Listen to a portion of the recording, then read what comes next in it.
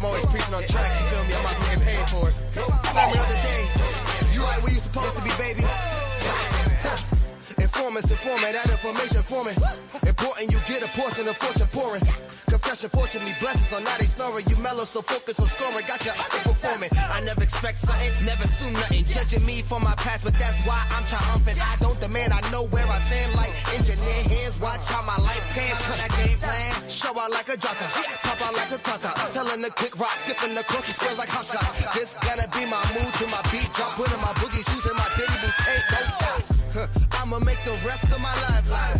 Yeah, I'ma make the rest of my life live. Gonna make the rest of my life the best of my life. Yeah, I'ma make the rest of my life live. I'ma make the rest of my life live. Gonna make the rest of my life the best of my life. Congratulations on the celebration. I know I'm dope without a need of a validation. No congratulations on no celebration. I know I'm dope without a need of a validation. Yeah. If having hope is dangerous, call me evil Knievel. You leading on the wrong side, living with pens and needles. So lethal, made Shane Black wanna write a sequel. Cause I snuggle my dream till it's seen as illegal. And I still probably will, cause I can never give up. I got my goals calling me, how could I never pick up? Either we make up or just break up, and the snake hits get the rake up. Yeah, selfish, I'ma take up if I don't shake. Hey y'all, how you doing? Happy Thursday, everybody. What's good? What's popping? What's happening? It's me, your girl, Lady Dawn B. We are back. Happy July, guys. How's everybody feeling out there? I hope you guys are good. Can you believe it? We are halfway through the year. And yeah, we're halfway through the year. I don't know about you, but I'm glad we made it thus far. Right? So, good evening, everyone. Welcome to the Bravo with Sheila Network. I'm your Thursday night host. You know, it's me, your girl, Lady Dawn B, here to spend some time with you, and we appreciate it on tonight. I hope your day has been amazing, and I hope everybody is off for tomorrow for the 4th. So, as we always do, want to greet some people in a moment, but before I do that, definitely want to pay homage to the queen bee of this space, the Pastor Sheila Ingram. I call her my Auntie Bravo, who graciously yields me. Y'all don't pay no attention. I don't know what's happening up here today, but it's whatever. We here now. She so graciously yields me this captain's chair every Thursday night to come spend these 60, 90, 120. You know how we do here on Thursday nights. You just never know. But spend this time with you so that we can have great conversation over here. Now, while the Bravo Sheila Network is not a Christian-based network, most of us that are on the panel, you know, our squad, are believers. However, we come here to have open, honest conversation. We are not here to convict nor to convince. We're here for conversation. We are not coming in our expertise. So this is for conversational purposes, for dialogue, and for us to just glean one from another. Okay, so when we speak, we're sharing from our well of experience. Now, with that being said, we do have some of our team who is or are licensed counselors, therapists, and things of that nature. So if you do need that kind of assistance, help, or just someone to talk to, we can definitely connect you as well. So with that in mind, as I said, we are not a Christian-based network, so we are open to, hey, y'all, I'm so excited.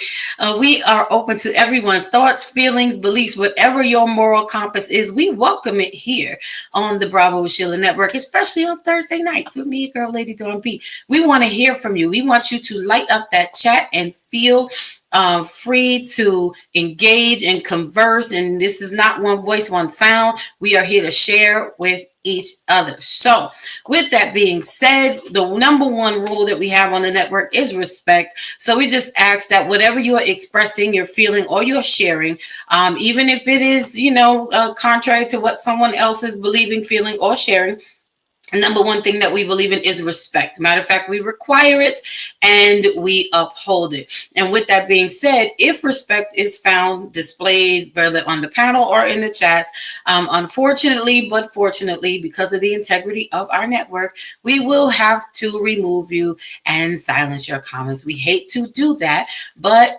we must, of course, treat each other with respect, and also with the integrity that we know, that we walk with. And with that being said, listen, we have the greatest moderator to ever do it in these streets, in this YouTube neighborhood, this nation. She is none other than India Kenya. All right. And we welcome her into the space. She is always on point, in place, and on time. Hey, Ine, thank you so much. As always, we couldn't do what we do without you doing what you do. So we love you, girl, and we appreciate you. And as wonderful and as beautiful as she is, she will be the one, without a doubt, to push that button and escort you out. We do have ushers here. So with that being said, you know how we do. We just want to make it plain and clear because we want to have good conversation on tonight. I'm excited about this conversation tonight, but I do want to greet some people in the chat before I bring up our guests, not even our guests, their family. For the month of July, you know what I realized is that you know what? Let's greet the people first. Let's do that. So we have Ine. We have my sis, the Lady Z, Zenja Key Bloomfield, in the building. She says, good evening. Oh, hey, sis, love you. Glad to see you. Thank you and Brethren for your support. You know I couldn't do it without y'all. I appreciate you. We got Sir Eric in the building. He says, good evening to everyone. Let's have a great show. Well, why don't we? Well, let's just do that then. Since he said it, we're going to do it. And I'm excited because I see my auntie Grace in the building on tonight. Grace Ron Thomas is my auntie. And guess what, y'all? She is amazing. She is also a travel agent. So she is the top. If you want someone to handle your travel needs, that's where you go to. Go to Grace Von Thomas. She will take care of you with more than with grace and love. How about that, y'all? And also, who's in the building on tonight? None other than my Monday Beyond the Mic compadre. I co-host with her on Monday nights right here at 7 p.m. Eastern Standard Time. None other than Dr. E is in the building. Elaine Sanders. What's up, sis? Good to see you. Thank you for coming in on tonight. And looky who's in the house. We got Alonzo Hall, social media insurance brother. What's popping, Alonzo? It's good to see you. He says salute. And I'm glad that you are here tonight. I feel like we ain't seen you in a minute. So good to see you this July. And oh my goodness, we have the bestie of Sir Eric, who is also known as Eric Moore. He is the owner of the amazing radio station. And I'm sorry, my mind is skipping me right now, but I know it because I see it in my head. I do know it. So but y'all put it in the chat. What's you know what I'm saying? I'm excited about the conversation. I can't remember. So y'all put it in the chat for me so I can read it right. What's the name of the radio station, E? Help a sister out. So he put it in there. But Eric Moore says, peace, family.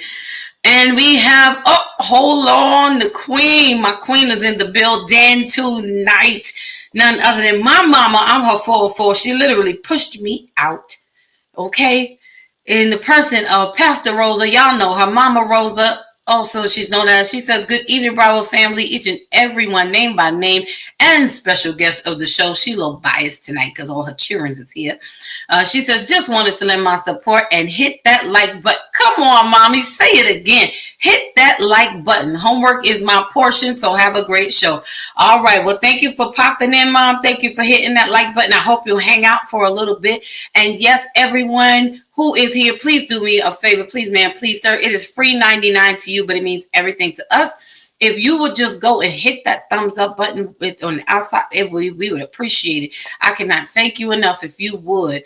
Okay, it means everything. It helps push us out into these YouTube streets.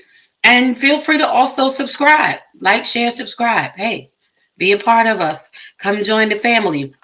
I promise you, we got a lot of good things that's going on over here in these parts, and we would love for you to be a part of it. So hit that button if you don't mind. There you go. Thank you so much.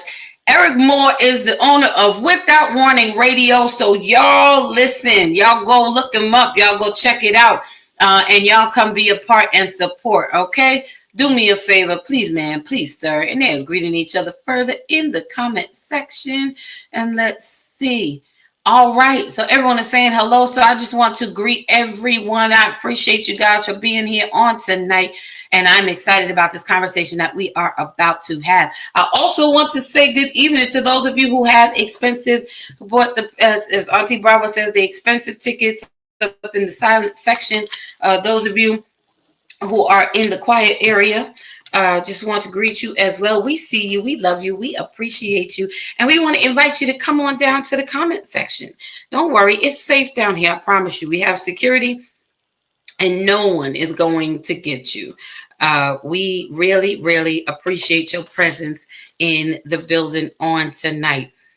And I am excited about this month of July because, it's summertime and we tend to do a lot of family functions and we have gatherings and everybody's getting together and everybody's reunions and everybody's vacation and just doing all the family things, all the family stuff, right? And I find that sometimes there's some changes in our family dynamic, and so we might gain some people, we might lose some people, through different various things. Could be life, could be death, could be divorce, could be separation, could be a whole bunch of stuff. But one thing that happens when families get together, usually there's a lot of conflict that can take place within that family dynamic, and so tonight what I want to talk about is blended families, is what we come to talk about tonight. Now, I'm sorry, y'all got that in my eye. Now, blended families is something that's really important to me and special to me because I want to say, I feel, in my opinion, mastered the art thus far of having a blended family.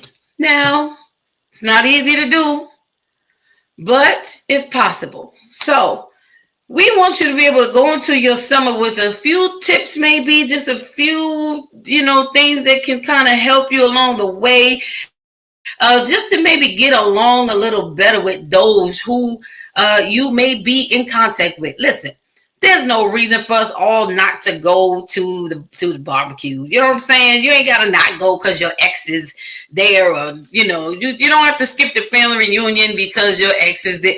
Listen, we gonna teach you, show you how to have some peace in your life so that everybody can go.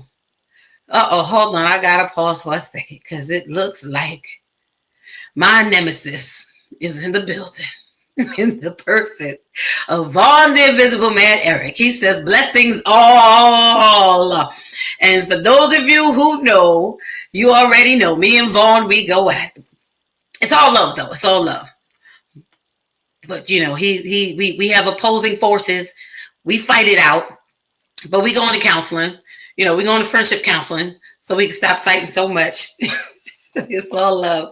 So glad you made it in, Vaughn. What's good? And we have, I'm gonna announce her in a minute. See, that he knows it's true. You know it's true, Vaughn.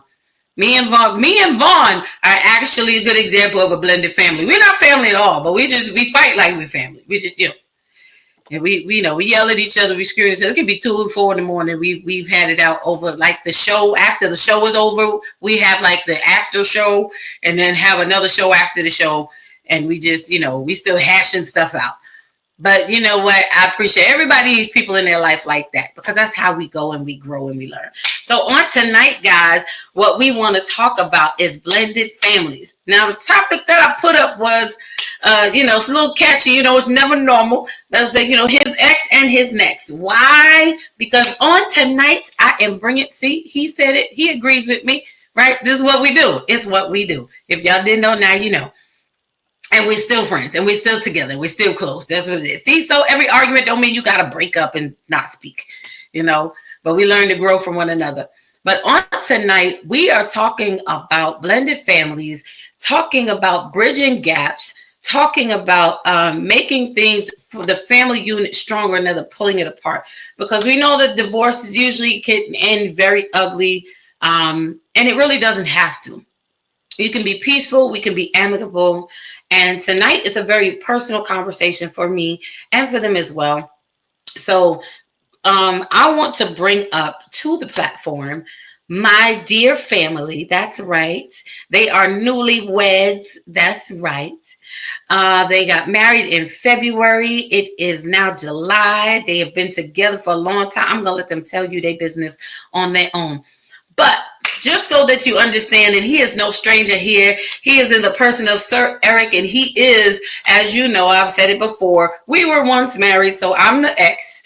And then we have his beautiful, lovely wife, my dear sister, my sister girl. I'm gonna leave it up to her to do the rest. You know that's my girl. Don't play with her because I'll poke you in your throat if you do. His missus, and she is his next and last. So that we have an agreement. There ain't nothing else coming in here. This is what it is. Okay, so we holds it down. So that's why we're gonna sit up here and we're gonna talk about his ex, hi, that's me, and his next and now, which is the new Mrs. Natasha Petty Swinton in the house, and we're going to tell you how we make the dynamic of our family work. Now, this is not scripted, just so y'all know. You know how we do it here. We give free, open conversation. So come on up, E. How are you doing on tonight? What's good? I'm good. I'm blessed and highly favored, and I'm waiting. Okay. He put on his bishop voice right there. Okay. Right. He's no stranger. Y'all see him on the time. He's a regular here. He's a part of the men's lounge. But right now, I'm so proud of her, and I can't wait to bring her up. I'm just excited. She is my girl. She is his missus. Okay. And listen, this is my girl, Tasha, y'all. So y'all greet her with a hearty hello. I was going to take her to church with hearty amen.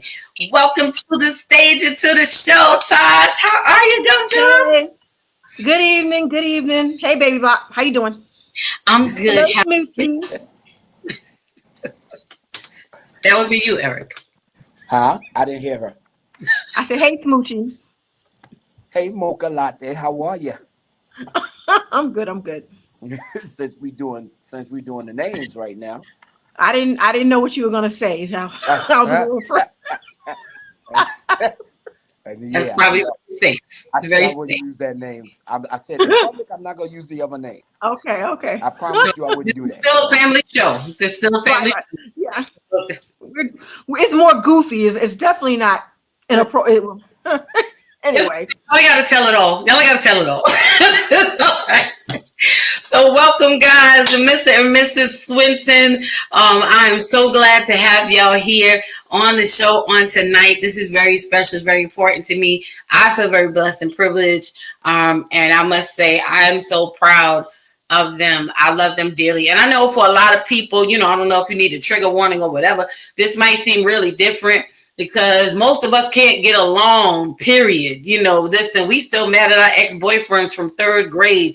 We still mad at, our ex-girlfriend from camp, when we was in band camp or whatever, and we still years now going on, holding on to things. And to see us, those who don't know, as I said before, and some who do, Eric and I were married once. We have a son, a 23-year-old son is, Day. Take a breath when you say that. Right. It'll be okay. You're all right. You're okay. Okay. I'm okay. We have a child together, and he and I dated for many years, and we had our own life and did our things, and as with anyone, had issues in our relationship, in our marriage. And, we're not even here to really talk about those things. But I'm just giving a little background so that you understand. And what you're looking at is what happens when mature people come together and can work through. We are living examples that you can have your ex and your next, and you can be a genuinely loving, blended family. This is what you're seeing here. There's no anger. There's no animosity. We've all had to work through our issues. We've all had to work through our situations. Is it easy? No. But is it possible? Yes. And we are living proof of that. And Tasha, as Natasha, she is amazing. Such a sweetheart. I couldn't think of anybody else that I would rather partner in this journey with. And yes, I do say partner, and you'll understand as it goes along, because she and I there's no, let me put this out there. She has nothing to do with the reason why Eric and I divorced. It has nothing to do with it. So I want to say that early. And again, I don't have any script for this tonight because I just wanted it to be free flowing and I wanted us to be genuine. And I want the chat. If you have questions, please feel free to ask them. We are happy to answer because we are here to help. We are here to help and we want to help families stay together. It's not always by blood, but the people who are part of your village are the people who are willing to get in there with you and love each other through it. And so I just wanted to say that about Natasha and I and the dynamic of this triangle that we have, because a lot of times when you're moving on in your life and in relationships, we get mad with the other person that we're no longer with, that they're moving on. And we get mad at the person that they have moved on with, and that person has nothing to do with it at all. And that's the conversation Natasha and I had on our own as well. And the key here really would be, the guy over there, I guess, well, whichever way he is, I don't know which way. Him upstairs, plays a very big part in how this family blends, because he's the link in this sense, in this dynamic between the three of us, because he's the common denominator. So I want to give them space to share a little bit about what they think about this topic of blended families and what we've come to share tonight before we get further into the conversation and share a little bit more about how we work. So, which one of you would like to go first, Mrs. or Mr.? Mr. or Mr.? I yield the floor to the Mrs. All right, come on, Mrs. Because she's new. Okay, so with my can you hear me? Yes. Yes, ma'am. Okay. Blended families. It's really important to me that more and more people are learning how to be more successful at being in a blended family. I think that's big. I think people are starting to realize that coming together and being family-like is more important than animosity. I think a lot of us come from a lot of people come from situations where their parents divorced or had outside children and things like that, and the families were separated. And I think one of my first lessons as far as what not to do and how not to be was how my parents dealt with my stepsister.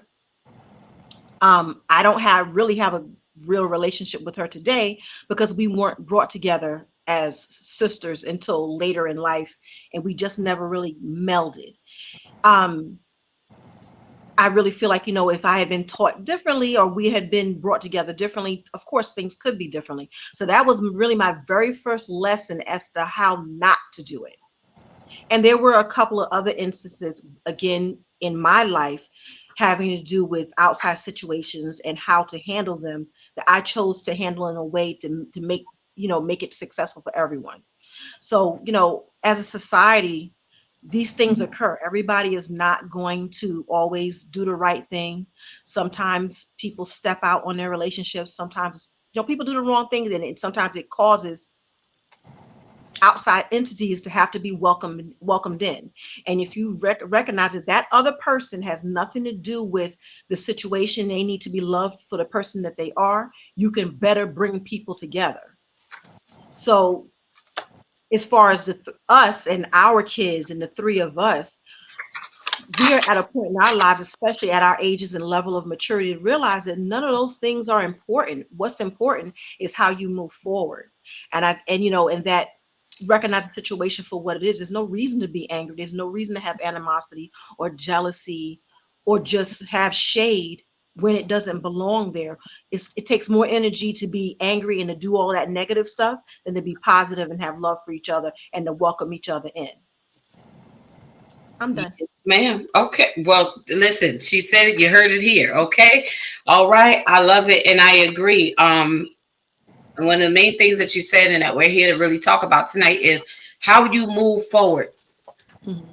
The importance of moving forward, first of all, and not just how you move forward, but how you move forward in peace, and how you move forward, honestly, with the joy and the freedom. Like release yourself. Like there's no need for anger and animosity and those things, but allow yourself to get to know the person that is in, this new person that is coming into this dynamic, because you never know how much of a blessing it could be for you. It's added support that you may be blocking. So, that's really key. I love that. Thank you, Gumdrop.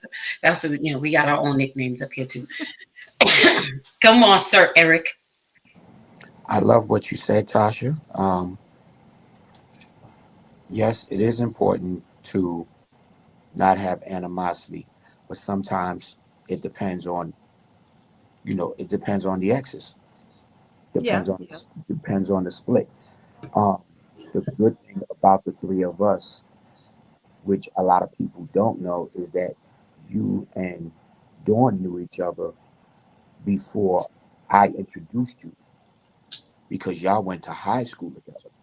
Me and my wife went to junior high school together, and Dawn and Tasha went to high school together. The plot So, thickens. right. Right. So Right. when me and Tasha started to date, and I went to introduce her, I said, I want you to meet my son and my mom, my son and my ex. And when I went to introduce them, they was like, "Oh, we already know each other." So that made it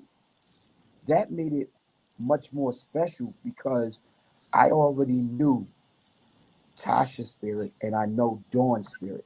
So with them two already knowing each other, I already knew they were going to click and get along together. So that worked out for the best.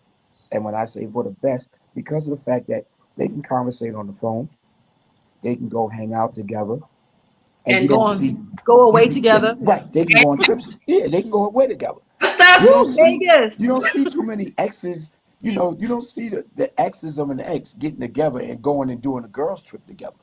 So that's special and everything. When me and Tasha first took our first cruise together, we was on the Caribbean island, and I went to go get us some rum punch, and me and the bartender was talking, and I was telling them, I was like, "Yeah, this is my first cruise, and I'm here with my girlfriend."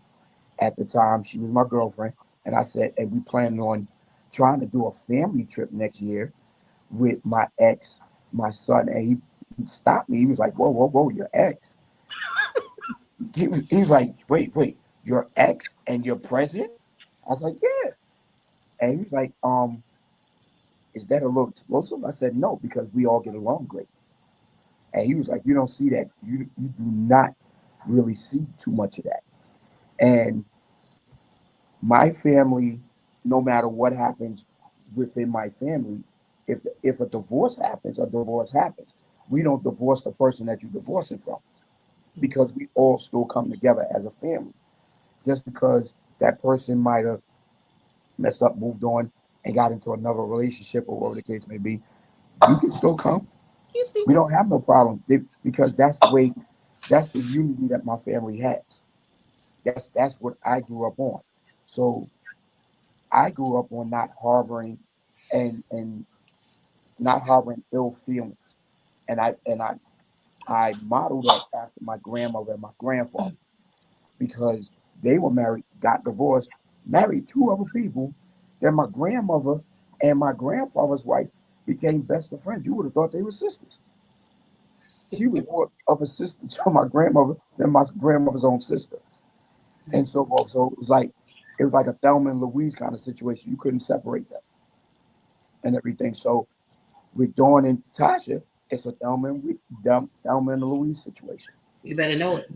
A You know little what I'm more saying? Lucy and Ethel, I And think. right, no, you're Thelma and Louise. I'm not gonna put you in Lucy and Ethel. Well, yeah, No, we like Lucy Lucy and and Ethel. Ethel are Yeah. crazy. He don't know. Yeah, yeah.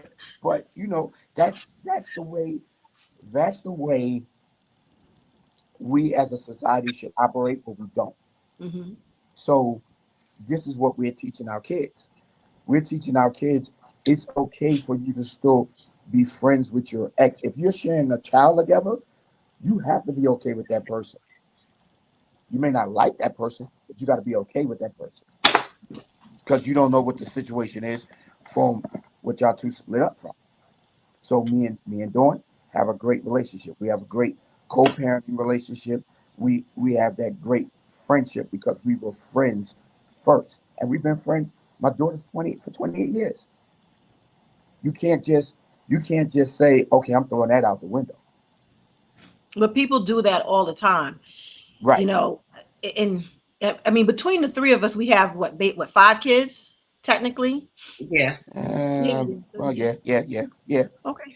Jalen, Stephanie. Three, Why you doing this? Right. three, five. Well, yeah, Jalen, Stephanie, Stephen, That's 3. Rodney, and Andre. Oh, oh, is that it? Yeah, I think so. There's so many. I don't Yeah. even know. We got Yeah, five. you know, We got five kids. Crystal is Stefan's girlfriend, so she's more than like she's our kid too. So Okay, then you got off. Then you got then we Alonzo. got 6 Well, yeah. and a Alfonso. grandchild, Right, and, right, Yeah. right. and one grandchild. So So yeah. 6 So and you one know, grandchild. So we make it work. Everybody gets along. Yeah. and you know, as you should. You know, like I said, you know, as you get older, you really need to learn from the things you experience. And like I said, there are things that happen with my parents and with my own personal life that I recognize that I didn't want to be that person when it came to certain situations. I didn't Right. like, you know, like you know, I mean, not everybody knows my son has 2 brothers. They have always been welcome in my home, in my life from day one, regardless of the situation that was going on between myself and their father, because those were his brothers. And I never wanted them not to have a relationship because I felt a type of way, because it has nothing to do with them. And I always wanted them to have a relationship. And that really stemmed from the lack of relationship I had with my sister. Not really knowing her until I don't think I even met her or knew about her until I was maybe 5. Mm. Then I have a brother that walked me down the aisle that I didn't even find out about until I was 21 on April Fool's Day. It's crazy.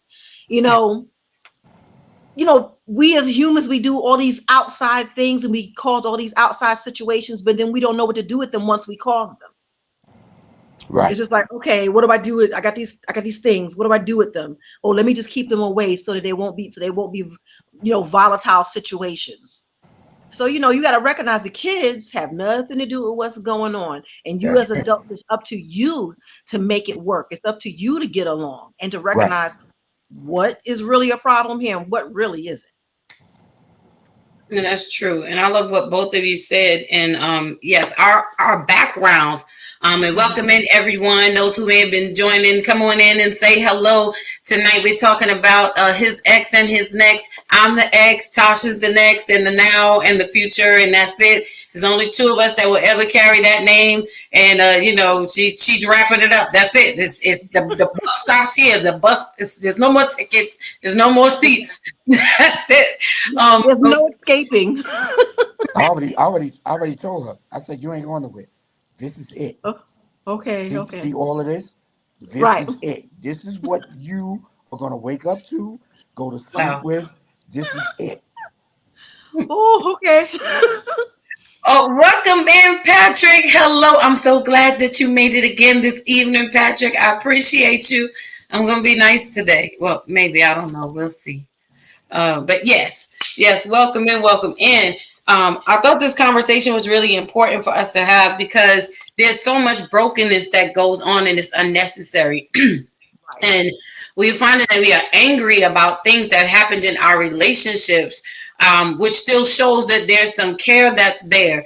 And I just want to also say, just so y'all understand, this is actually the very first time that the 3 of us are having this kind of conversation. So y'all getting it real. Yeah. In real time, like in all of the time that we have been connected and we came together as one, we've never really sat down. We've never sat down and had this type of conversation in this way. We just fell into a pocket and into a groove. And yes, everyone's dynamic is going to be different. Was it easy? No. Is it easier now? Now, yeah, it's a piece of cake. And it's just, you have to decide on how you want this transition to go. As everyone's saying, what's most important right now? A lot of us, and I will say women, and I hate to get on us, but we harbor so much anger, and rightfully so a lot of times when it comes to breakups, especially when there are children involved. Because sometimes if we're calling it, call the spade a spade, we feel like we're stuck with these kids. This is not what we asked for. This is not what we signed up for. This was not how we envisioned the relationship going, but life happens. And there has to come a point where we stop and heal and then learn to dream a new dream, learn to create a new dream. Because you're walking around angry with the person who, okay, we didn't fulfill all of our promises to each other. Was divorce something that either one of us, Eric and I, and we're talking openly, and we can share here. No, we didn't go into the marriage expecting to get divorced, but it happened. And we crossed that bridge when it happened. We were like, okay, so this part of the relationship cannot go forward. So let's salvage the part that can, which was our friendship. Right. Was it easy backtracking? Because our friendship and our relationship kind of became one. Like we hang out, and do things. But through time, and you just have to give it time. You have to give yourself time. Just like it took time to build up that relationship, you have to give yourself time to now exit and untangle from it. But ladies, we have to learn how to do so without so much anger. Because I think, as Tasha mentioned, like you start treating people wrongly who had nothing to do with your situation at all. Right. And in that, you're already creating a very bitter and, like she said, volatile dynamic that doesn't have to be. Us being angry, us being bitter, us being frustrated, and us taking it out on other people. Like when you show up, you should be able to come pick up your kids, with the person that you're with without their mother rolling their eyes. Or they can't come in my house and we're not telling anybody what to do, and we're not saying that it's easy. What we're trying to help you understand is that there's a better way for things to be and to go. I'm not mad. Tasha and I have sat down and had conversation. We've traveled. We got to catch up on it because we've been negligent in our girl time. But right. They had a lot going on because they were getting married, and and I was more than happy for them. I will say this, between me and Tasha, as far as don't tell Eric, we're not gonna act like he's not here right now. So in between me and Tasha, right? Eric dated some women who I was like, no, just she's not gonna make it here. Tell her no. I'm being honest. He, try to introduce. I don't ever need to meet her. I never do, because she ain't gonna make it here. Right. She's gonna make it here. When he brought up Tasha, it was something like, okay, listen, nope. And I remember one woman told him, like, we've been through some stuff. One woman tried to hit me with a car. What? Yeah. Oh yeah, I heard about that. Yeah. Ma'am, why are you mad at me? I didn't do anything to you. I don't even know you. Now you wouldn't want to do that, because when I get up, because I'm going to get up, you're not going to get up. But we leave it alone. I leave it alone. Another one said, told him, and he had to. This was the thing for me, and it's just we're sharing because we want y'all to understand the depth of what we've gone through, because we got to keep it real, got to take, because this is real stuff that happens. Everybody's not willing to be honest, but when we're honest, we can get somewhere. So one of the women he was dating told him, oh, I want to talk to her. I want to meet her. And he busted out laughing. Was like, no, you don't. Yeah. Like it's not gonna work well for you. And I think the conversation was like, well, she don't know who she was gonna be one of those. He was like, that was the same one that tried to hit you with the car. Oh, was that the same one? Yeah, no. He was like, you're not gonna make it out of nope. So I told him, I said, I'm glad you told him. When he told me, we both laughed, like we hysterical laughed till we were in tears, laughing like, okay. I said, all right. I said, but tell her at some point if she wants to, Okay, we can talk, but I talk different. I said, you know, she's not gonna be all right by the time she leaves, right? You know, Yeah. I know. I tried to tell her, you know, and I'm a peaceful person. I didn't have any problem with it. You know, yes, it takes adjusting, but it's not always easy watching the person that you were once involved with dating. And we stayed in the same church. We went to the same church. Still, you know, we had our connection with our kid. I didn't require for him to leave the church. He didn't require for me to leave the church. If this is where you at, this is where you're getting what you need. These are the places that, you know, help bind us together. But they're also the places that helped us navigate our way into maintaining our friendship. Right. You know, for us, I would say that the God factor was major.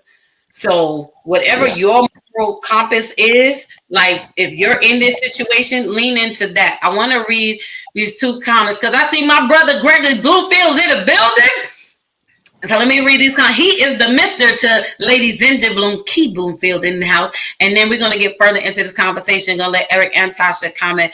Because what I also want to talk about is the first conversation. Well, one of the first conversations Tasha and I had, we had our sit down. We were doing business together. Remember we went to Panera and we had a real good conversation that day. And it's very necessary. And I think that these are things that people need to hear about, like they really do happen. It sounds like it's soap opera stuff, but it's not.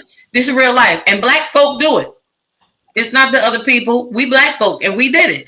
You know. So let's see what Gregory's saying. Gregory says, "You are telling my story with my children's mother. We have been apart for 15 years, and she is still bitter." Now, see, I want to linger there just for a second. That bitterness is, I find that it's a part of. It's definitely when you are still holding on to this long, it is your own issue. And it is because you refuse to accept what has happened. Like when you accept responsibility for whatever your part was in the break, you still could have done everything right. But whatever caused the breach in that relationship, it took 2 people. You know, it really takes 2 people. And when you are holding on to bitterness for that long, like that's something, it's such a stronghold, and that's worse than, like, it's like a cancer that's going to eat you up. It is so much easier. It might be painful. It's the process of healing is painful, yes, but it's so much easier to let it go and free yourself. And we become bitter and hold on to things like that when we refuse to dream a new dream. Maybe this was just the end of the road. Maybe this was the maximum, length of our relationship, and now it's time to let it go. But how do you move on from that? You know, you have to make a choice. Sometimes it's literally about making a choice to have something different for yourself. You know, we all feel pain. We all have grief. At the end of a relationship, there's a lot of grief involved. And give yourself time to grieve. It might be 6 months. It could be a year. It could be 2 years. But at some point, you got to pick yourself up and say, I want more. I got more days behind me than in front of me. Come on, ma'am. What am I going to do with these days? Just keep being angry and not enjoying them? And I know someone in that situation to this day for 30 years. They're going into 30 years of anger and bitterness and hatefulness. It's terrible. It's terrible. It is. A lot of it is about choices. Yes, it's about choices, but also like Gregory is saying, they've been apart for 15 years and she's still bitter. So I don't know the dynamics on why they broke up, why they got divorced, or whatever the case may be. He was able to work through whatever on his end. She doesn't want to work through whatever she wants to work through on her end. Because if she wanted to, choices. Because if she wanted to, she wouldn't be bitter to this day. Sometimes, bitterness actually that just to balance it out, the choice to remain bitter is the way some people work it out. That is their workout, which is what I'm deciding that this is how I want to remain. Mm-hmm. I'm going to remain bitter, and this is my solution to the matter. And it's a personal choice. And I believe that when you are, and it is difficult to be the other person who still has to be connected to someone who's operating in that bitterness. But we have to learn how to divorce ourselves from other people's feelings and emotions so that we can continue to move on. But people, please, ma'am, please, sir, do what you need to do to release yourself of that obligation to be bitter. Whatever it is you feel obligated, why you need to hold on to it. Sometimes it's we don't want to see the person fulfilling their lives. Oh, see, I'm about to say something. Okay. No, by all means. Please We do. don't want to know. Listen, y'all know I don't bite my tongue. We don't want to see the other person be better with the next person than they were with us. There you go. Mhm. And so that makes us bitter and miserable. Like, so I wasn't good enough for you to do this. I wasn't good enough for you to, and that's one of the things that makes us bitter. But every relationship is a lesson learned, But, and but we also accept it. her bitterness that she's still holding towards Gregory, if she's in another relationship or she's going to try to get into another relationship, she's carrying that bitterness with her. Because Mhm. whatever happened with their relationship, she's going to carry over into the new relationship because she didn't know how to let go of the old relationship and the bitterness. Yeah, it becomes a part of who you are. Gregory also says, and it does impact the children. Now, Gregory, don't make me send you and send you the link now, because y'all can come up here and share and talk too. Listen, you just say the word, text me, brother. I will send it right over. Gregory says, and it does impact the children. I've had to work very hard to be the healthy parent. Ooh, that's another good point. Yes, it um, is. when you realize that, because that was one of the things, even with Eric and I, we one thing, no matter what we were going through in detaching from the relationship, and trying to maintain the friendship, we both agreed we did not want our son to see unhealthy situation, did not want it to show an unhealthy home dynamic. I've Right. never said one negative word to my son about his father. And Even vice versa. and that's with not having agreed with everything that he did. He doesn't agree with everything I do and how we raise our son. But we don't talk ill about each other to our child. Even when he's venting to each one of us, each one of us about us, I tell him, well, Jalen, your father's a person. He's a human being. He doesn't know everything. He's not going to get everything right, just like you don't. I said, now I understand where you're coming from, but I have to let you learn your father in his way. I have to, no matter what my thoughts of him may or may not be, it has nothing to do. How he shows up in a relationship with me is not the same as how he shows up in a relationship with you. People can be a poor spouse and a good parent. Mhm. It is very possible. And we have to make sure that we're not spilling that poor spouse over into the poor parent bucket. Because now we are infecting our children with our hair, our hurt, our issue, our broken. It has nothing to do with them. How you show up as a husband and a wife is not the same way you show up as a mother and a father. Because the kids need something different, Right. and it is a lot of work to maintain being the healthy parent. I know, Gregory, you probably had to hold your tongue plenty a day. He says, it's sad I had to make the choice to not be like her. That is Mhm. true. Now, there we go. Like Tasha was saying about the choices, intentionally, right? You had to be intentional about it. Her bitterness came from her regretting divorcing me. Oh, wow. Now, see, choices, Mhm. Well, choices. listen, do you know how mature you really have to be to recognize that I don't want to be like this person? I want to do things differently. It really, to me, is a that shows a lot of growth and a lot of insight. When people talk about generational curses, where they're just bringing the same stuff that their parents did, the grandparents did, and they just bringing it forward with their relationships, whether it be with their spouse or their children, how they treat them. Recognizing that that parent or that spouse, I don't want to do it the way they did it. I want to do it better. I may still make my own mistakes, but I don't want to make these same mistakes. So, Mm, Right. that's really that to me, that's really shows a lot of just personal growth. And most people don't have that. You know, my mom, everybody that knows me will tell you I don't talk about my mother because of we had a terrible relationship. And I knew that I did not want to raise my son the way she raised me and him be the person that I was. I had to change myself and do differently. So I probably made my own new mistakes as a new parent, and that's okay. But I didn't want to make the same mistakes that she did with me. Right. You know, so you know recognizing that you don't want to do the same and bring it forward into the next thing is really a big deal. And so many people don't see it, recognize it, or even try. Now, And I see Gregory's second part of his statement where he says her bitterness comes from regretting divorcing me. So, mhm.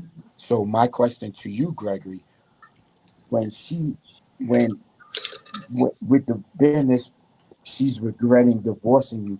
Did that come? Did she? Did she? Did she proclaim that to you after she saw that you moved on with your life and got into another relationship? While we wait for Gregory to answer, because apparently, Yeah. Gregory, you're being interviewed tonight, sir. Yeah, yeah, because you know, that's part of that process and so forth with with the bitterness because of the fact that if he did move on and she sees that he moved on and he's happy, yeah, she's gonna be bitter And I because know sometimes people are. because he moved on and continued his life and made his life better. Oh, he And wasn't supposed to do that. Oh no. no, wait.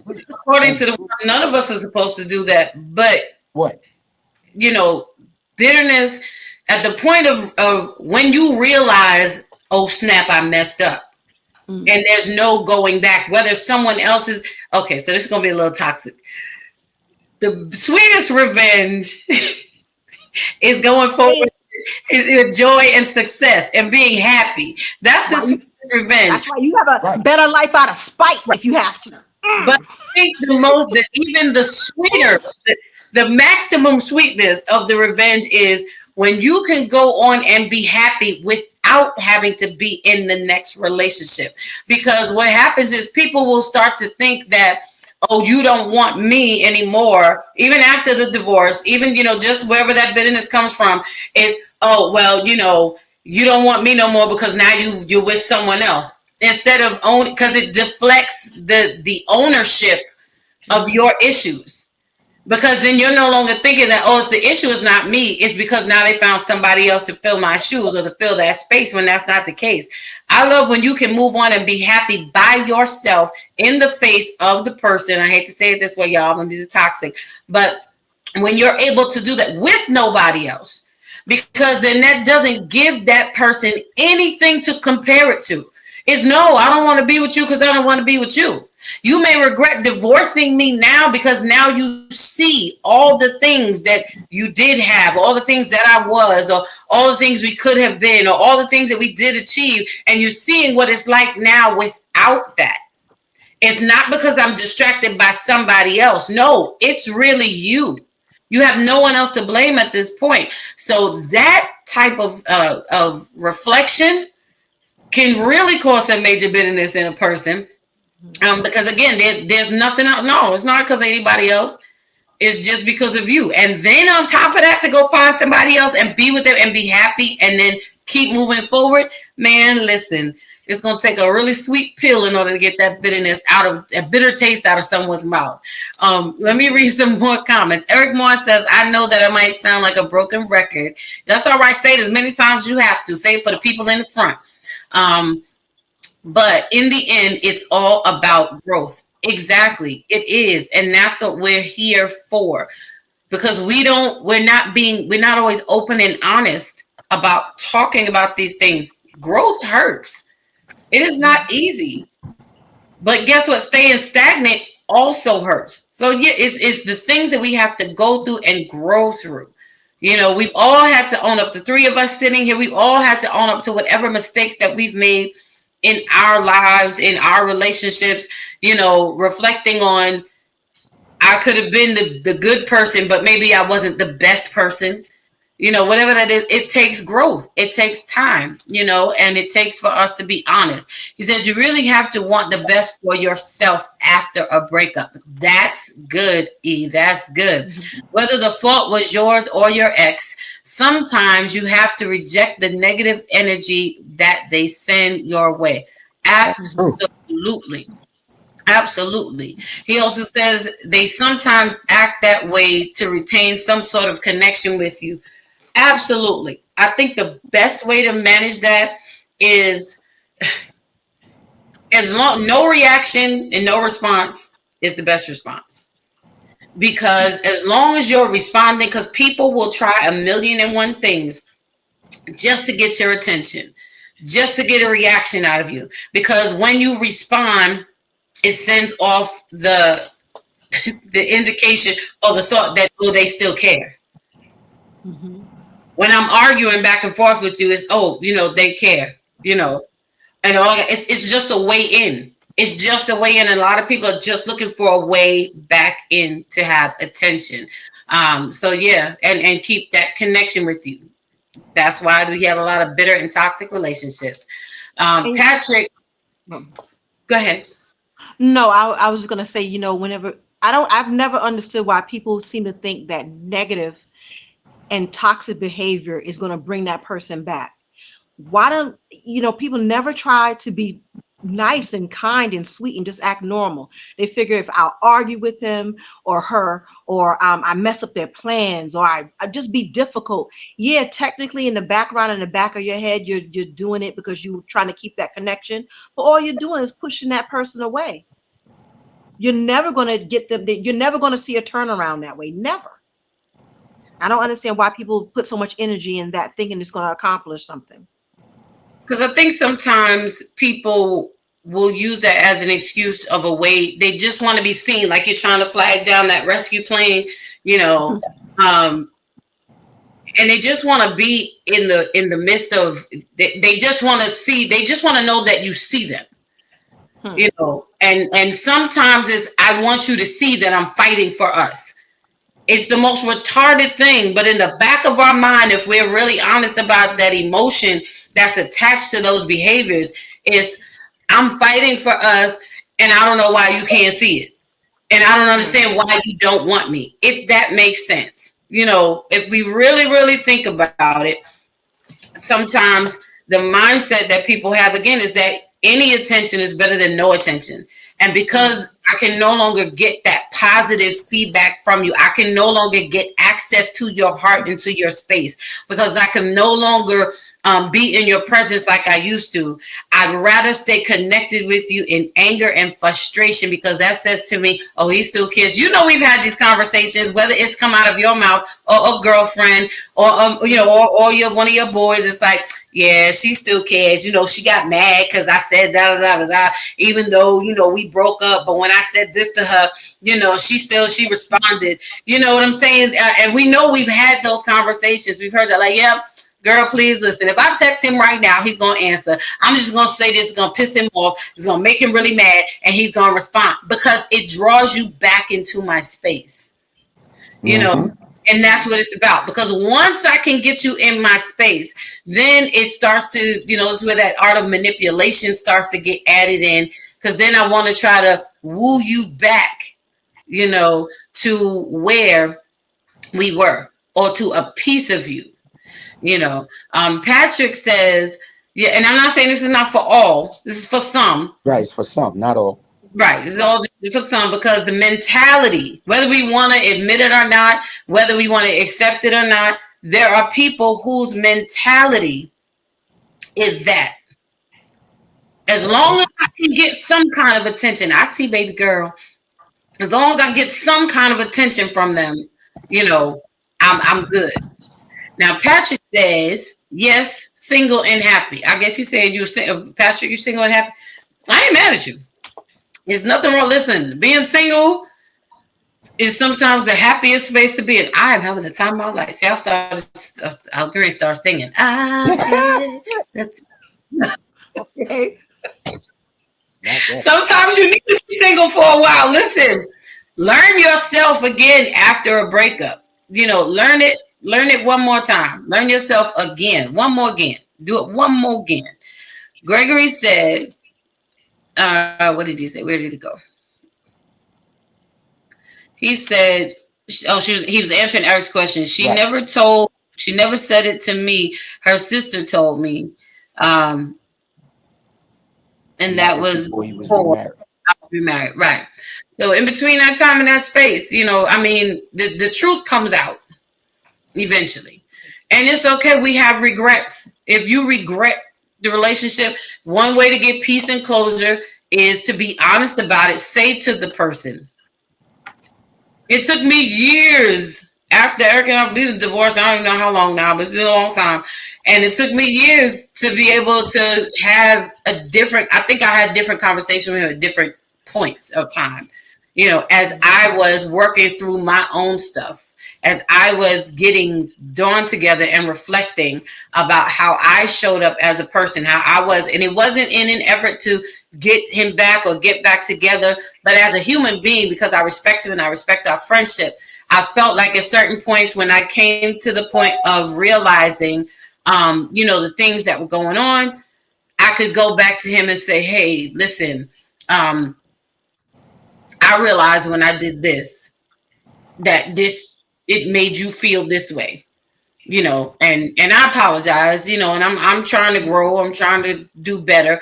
But, we had long been divorced and apart, but it was still important to me to go back and try to at least acknowledge, the things that maybe that I could not or did not want to acknowledge at that time.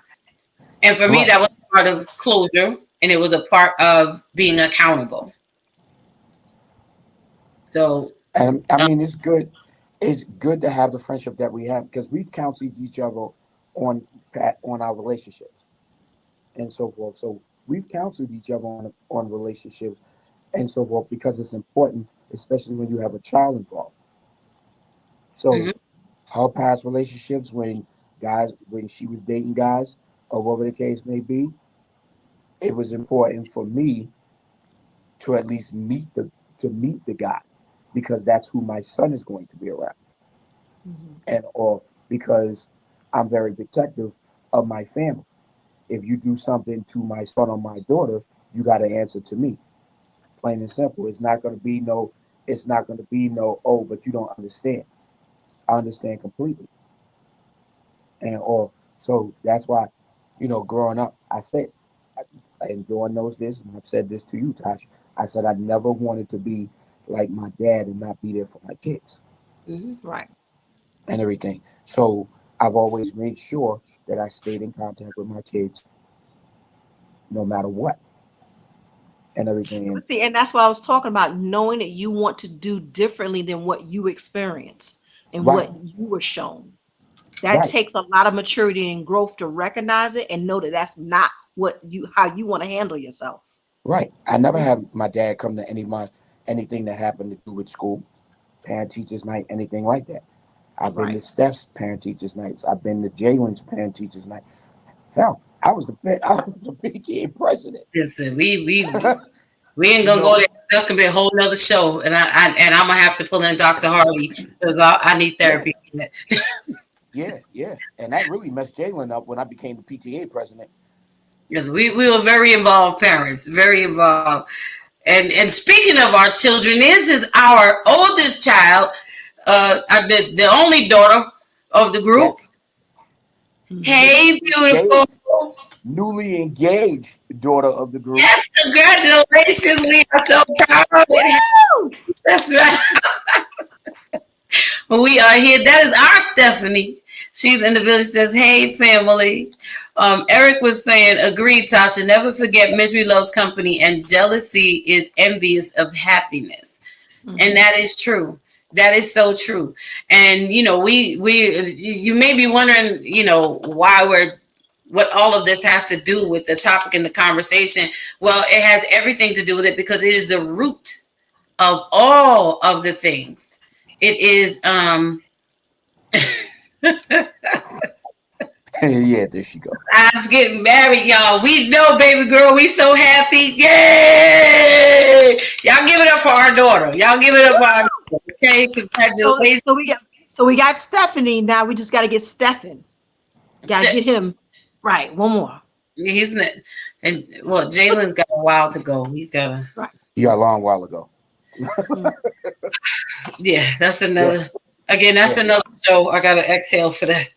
But these are the root of the things. These are some of the roots of the things that happen in relationships that block blended families from happening, that block blended families from coming together, and that block blended families from being successful. So when we don't talk about these things, when we don't get to the root of the matter individually and collectively, we will never, ever be able to move forward in community, because that's really what it's about. At the end of the day, guess what? We know we need each other, whether we want to believe it or not. And just because one part of the relationship does not work, does not mean that the whole relationship has to be tossed out. Again, you have to find a new way to exist, especially when children are involved. And again, our kids are grown. Tasha's son, Stephen, and other two, those are my bonus sons. You can't tell me no different. You can't tell me Stephanie is not my child as if I didn't birth her. It's always been this way from the beginning. And this is one of the things that I love about our blended family, is that we work as a unit. The three of us work together. When something's happening with one child, everybody is involved in some way, shape, or form. It's not so much that we're all always dictating or responding or whatever, but we can talk about it. When Jalen was going through things and Tasha and Eric had been dating for a good many years, she was right there. She was right there. And one of the things that I love about Tasha, when it's Mother's Day and, all these things, Jalen, make sure that I don't even have to tell him. Someone once asked me, well, what does Jalen call her? I said, call her mom, and they're like, and you're not upset about it? No, why do I need to be? Yeah, these are the things that, okay, this is what I'm saying. We're trying to tell y'all how you do it. See how people, they make up stuff to be mad about, and you're not even in the situation. Just accept it and learn from it. Right. And I had to correct it. I said, no. I said, why would I be upset about? And that was something that Jalen wanted to call her. And he asked her, is it okay if I call you mom? Right. Yeah. And so forth. Yeah. You know what I'm saying? It wasn't something that was pushed on him. That's something that he took upon himself and asked that question. Now, I'll say this and this was how I responded to that. I said, let me explain something to you. I said, I am not everything to my son, but I'm every bit of me that I can be to him. I am every bit of the mother that God made me to be for him. And he's going to have outside influences and mentors because I don't have it all. There are pieces of him that need to be managed by other people. So when God adds people to our lives, I'm all for it because it's more support for me. Not only that, I know the mother that I've been. I've been 100% the mom, I'm like not perfect, but I did my job as a mother. I said, so I don't have to feel threatened, worried, nor offended by him calling someone else mom. And this is with all respect. I said, the reason why he knows what that mother feeling is in someone else is because of the mother feeling that I've shown him through his life. So when he finds someone else, what he finds in Tasha is all Tasha, but he finds that comfort, that covering, that nurturing that a mother gives. That's how he's able to identify it's similar, in though she gives it in her way. So why would I ever be offended? Why would I ever be upset? Why would I ever be bothered? It takes nothing away from me. If that's how he feels and that's how she's showing up in his life and that's how she's caring for him, I will tell anybody, hands down, this woman gets the utmost respect for me because she cares for my son as if he was her own. And she doesn't have to tell me that. I see it. I know it for myself. I thank her. And trust me, she will speak up and say if it's not true. I thank her for being who she is to him. If I had to share the title of mother in his life with anybody, I couldn't think of a more befitting person to do that with, to share that space with. And I care for her son. Stephen is my bonus son. You know, I'm like, we don't have step nothing here. We got bonus kids and we got kids. They're just our kids, you know. But they're a bonus because they're extra something that I didn't even ask for, but I got that extra good. You know, bonuses are good. We're all excited about them, right? So I'm grateful for the extension that I only had to push one time and I got 4 extra. You know what I'm saying? So I appreciate Same one. Right. So we appreciate the work that we've all done to say we got 5 kids amongst us. But I'm saying this to say, you know, you don't. What happened? You saw Tabitha. Hey, Tabitha, welcome in. Welcome in. Welcome in. Good to see you, sis. Stephanie says, grateful for all the bonus love. That's right. It's extra. And guess what? What comes along with me in my village, you get a Nana, you get an Auntie Des, you get other cousins, you know what I'm saying? Like it's the bonus, it's the extras. Tabitha says, love the bonuses. That's right. We don't do step nothing. Steps are meant to be walked on, to be put under your feet. We don't do that here. We lift each other up. If it's something that is again going on with the children, we support one another for as much as we can. And it's about building a unit together, and that's what we've done.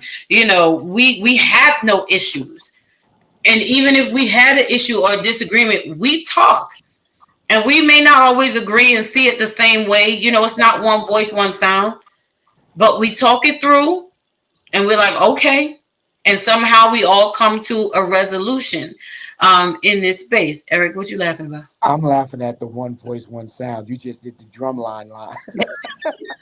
I say it every week. I'm like, this is not one voice, one sound. We don't grow that way. We're different people from different backgrounds. So, yeah. And it's about opening up perspective. If we're all saying the same thing, how do we grow? So we're trying to show you that we are 3 different people, like Tasha said, with different perspectives, but we can come together and reason, because the main component and at the center of it all is that we all want to, number 1, have love shown and received, and number 2, we all want the betterment for our family. This is what we have, and we consider each other family. Gregory says, salute to the 3 of you. That is the way it's supposed to be, especially if you all claim to be Christian. Sir, that's a whole, that whole, right. And that's it. We can't claim to be, like, we have to be it, and we walk it out. And it's not always easy, but we walk it out. You got to walk through those hard times, but you have to make up your mind that it's worth it for us to walk it out, for me to understand. We have to learn each other. You know, we have to learn each other in this space. People would be like, now I went to their wedding. And again, people are like, you did what? I'm like, now anybody who knows us knows. It's no surprise to you know, those who have known us for years. I'll be It's right no back. surprise. Be a second, I'm still here. Okay. Go ahead. You know, it's no surprise. Well, thank you. We'll carry on. Thank you. He said we can carry on. So we have his permission. Right. So I had never been more excited and more happy. And most people would think that that's really strange, you know, on the outside. Like, to be when I told people you were going to be there, they were like, oh, why? I'm like, why not? What are you talking about? Listen, I share our story all the time. And I actually kind of enjoy when people look at me weird. I'm like, yeah, we're cool. We're good. We go on vacation together. We've done this together. We've done that together. We had Thanksgiving, stayed at our house for Christmas for 3 days, you know? So, and then, yes. And everybody always looks at me like I'm cuckoo for Cocoa Puffs. Yeah. And it's because it's like, why do we, now y'all answer this question. Y'all put it in the chat. Why do we have to be enemies? I want somebody to help us understand, why do we have to be enemies? When Eric first mentioned Tasha saying it, I said, yeah, I know Tasha. I said, I know you're talking about. And he was like, you do? I said, yeah, we went to high school together. I said, we were in chorus and all this, you know. I was like, okay, you know, and I was like, cool. I made sure, you know, it was our son's graduation, and we were all getting together, and I was like, absolutely. I hope that you would bring her. I hope she does come. That was the first time her meeting the rest of the family, and she and I hadn't seen each other in forever. But I promise you this, and I've been this way ever since. I made sure she was comfortable. Yes, you did. Yes, you did. And I thank you for that. Yes, you did. I was like, That is no lie. Who's having a problem? Is someone having? Is there a problem? Are we having a problem? Because there's no problem here. She Right. is welcome here, wherever we are. She is here, and I was serious about that. And I still, to this day, I will not let anyone make her uncomfortable when I'm around in any of our dynamics. Like, we're not going to do that. I'm like, that's my sister, period. I don't know, whatever y'all want to call it. I'm like, that's how I see her. I said, and she is going to be comfortable. I'm like, now, if you have a problem, you come talk to me. Don't say nothing to her. Because if I see you saying something and she's upset, I'm going to punch you in your throat. That's just how I feel about it. Y'all know. Y'all know. But Yeah, we got each other's backs in different ways. Oh, You remember Vegas, right? Right. Okay. I was getting ready to say, right? We went to Vegas on a trip together. I was in such crisis going through because I have asthma and just all type of things was happening, and I was literally in crisis. Like, I mean, Tasha was there. She was at. I can't even tell y'all. I really can't. Just all the things. She made sure I was good. She got security. She made sure we were escorted. She made sure I had everything that I needed. She was like, "Are you okay? You good?" She waited for me, when I was having trouble walking and different things. And I didn't want to keep her behind. She was like, "No, we here together." And she held me down. And she made sure that I was okay. When I say she showed up for me, she showed up for me. And this is why we roll like we do. This is what we do. Leave no anyway. woman behind. That's right. You was walking her pace anyway. She likes to walk slow. I can't do all Ooh. Yeah, okay. When we was in Vegas, Tasha was not proud to walk slow. She was. that. I was like, girl, go on. And we've done vacations together. We've done, and I know it sounds so strange to most people because so many of us are so used to not getting along for no reason. I said, this woman didn't do anything to me. She has nothing to do with anything. Let's see, they talking to us in the chat. Tabitha said, they're the strange people, not y'all. Thank you, Tabitha. Exactly. Because if you are over something, why wouldn't I want to see Eric happy? Why wouldn't I want to see Tasha happy? And if they can be happy together, then guess what? God bless you. If I don't fit any more into whatever his plan, his heart's life plan is, why stay in a space where you're going to be miserable and make everybody else miserable? Mm-hmm. Why do it? If I can't give you what you need and I can't be what you need, then I need to let you go so you can find what you need. That's right. Why? Be humble enough to do that.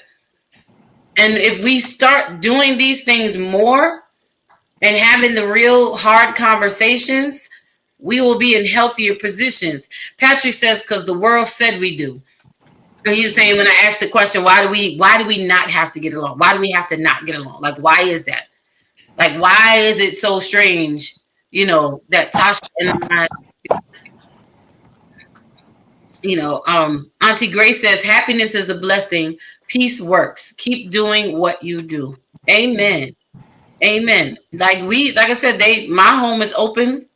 Their home is open. They've come up. We've done family holidays. We've done vacations. We get together. We do family day. We went bowling a couple of months back, because we hadn't been bowling in a while. Hadn't done anything in a while. And I was like, hold up now. Look, family, we got to come together, do something. We went bowling. If you spend more time around each other, I think every family should be forced to spend like a weekend locked in a cabin somewhere. Just like, I don't know about that. That could be a problem. Sharp objects or anything. But I think just give me some Cheetos and some dip. I'm good. Lock me in a cabin. I'm good. But because you need to be able to have these hard conversations. You need to be able to be in a space where you have to deal face to face, because we're just walking around with all of this built up frustration, all of this built up anger. Where is it going? And it's leading us nowhere. And we are wasting time. you know, in our lives. So let me ask y'all this. So, who do I want to start? We're going to start with Erica. I want to start with Tasha. And if y'all have any questions, put them in the chat. We'll gladly answer them for you. We are talking about blended families and how we make ours work. For those who are just coming in, please, man, please, sir, hit that thumbs up button if you don't mind. It's free 99. It means everything to us. And welcome in. I'm your Thursday night host, Lady Dawn B, here on the Bravo with Sheila Network. I'm here every Thursday night at 7 p.m. with amazing conversation. We keep it real. We keep it raw. Ain't no fluff here on this platform. So we are talking about, again, blended families, how we make them work. And I have the pleasure of having my ex-husband and his current wife, my sis, Mr. and Mrs. Eric and Natasha Swinton in the building with us on tonight. That's right, y'all. And we are sharing how we make our relationship work, and in a way that is genuine and healthy for not just us, but for our children as well. So, Eric, let me ask you this. Or actually, you know what? I'm going to start with Tasha, ladies first. Mm-hmm. What was, if there was, a challenge in entering into this dynamic? Like, what was your main concern? Did you have a concern? And if so, what was it? Or what was did you have a challenge in the building of our space? I guess I would just a concern of being accepted by his people, you know, because you and Desiree and your mom and y'all are his people, you know, and when you're coming into a relationship with someone, you're entering into their space, into their world, with people who have influence over that person in one way or another, and you never know how much of an influence those other people have and what they'll do with that information. Not meaning the people, but the person that's receiving it, meaning like Eric. Mm-hmm. So, you know, that I think that was my biggest, I'll say challenge / concern, that I would be accepted. I'm a little quirky. I know that. You know, I'm a little, you know, yeah, I'm different. And I like being different. And not everybody appreciates that. And I appreciate that y'all kind of appreciate it. You know, sometimes y'all are like, okay. But, you know, you let me be my goofy self. And, that means so much to me. Because you can't always be yourself around people in general, much less your spouses or your boyfriend's people. You can't be yourself, because then they're like, okay, what's wrong with her? She's weird. She's this, she's that, she's nasty. She's whatever the word that they want to apply. And the fact that I get to be myself means a lot to me. And when I feel like being silly, which is most of the time, y'all roll with it, you rock with it. That I love that. You know, I am not serious.com. Okay. So yeah, not at all. So that really meant a lot to me, that I could be myself and be the goofy, weird me with all my opinions and all my silliness and whatever the case is. I could share myself and I don't feel uncomfortable. And there's so many little boxes, little rooms in my life that I can't, you know, you don't get to be yourself. You can't 100% be yourself at work. You can't 100% be yourself on the street or whatever the case may be. You want to be able to be yourself with family. Yeah. And just like I can be a certain way with my mother's side of the family and a whole nother way with my father's side of the family. You know what I mean? It's just, you just got to you have these little boxes you got to put yourself in. But I like the fact that even though y'all are not my biological family, and y'all have just gotten to know me over the last 8 years, I get to be myself, and I don't have to like reel it in all the time. That means a lot to me. I don't have to reel it in. Okay, so that was like that. Go ahead. No, I'm saying that was honestly my only challenge, being accepted. And I can appreciate and I respect that, you know, and thank you for sharing that, because people need to hear that. People on the other side need to hear that, because the person who's new coming into it may never, you know, we have to, like you said, put on these airs We can only be part of ourselves. Y'all know who do. Hi, okay, I'm coming to meet. So I gotta make sure my outfit is right. Cause you be checking me from head to toe. Make sure my hair is placed the right way. Make sure I'm not too loud. Make sure I'm not too soft. Make sure I'm not sitting there waiting to be served. Make sure I say, can I help with something? I don't want to overstep my bounds, but I don't want to sit, all of the things that go on when you're the new person coming in, because you don't know how. If you're going to be accepted, and if you are, how am I going to be accepted? So those of us who are on the other side of that, whether it's your spouse, whether you're the spouse like Eric, or whether you're the ex like me, keep that in mind, that the new person coming in may be concerned about being accepted in this space. And I think it's important that I would only bring you into a space where I know it's going to be safe and comfortable for you. If bringing you into a space where 20 of my family members are going to be there and I'm not sure, how that's going to go, I'm not going to bring you into that, because I don't want to jeopardize you or your feelings.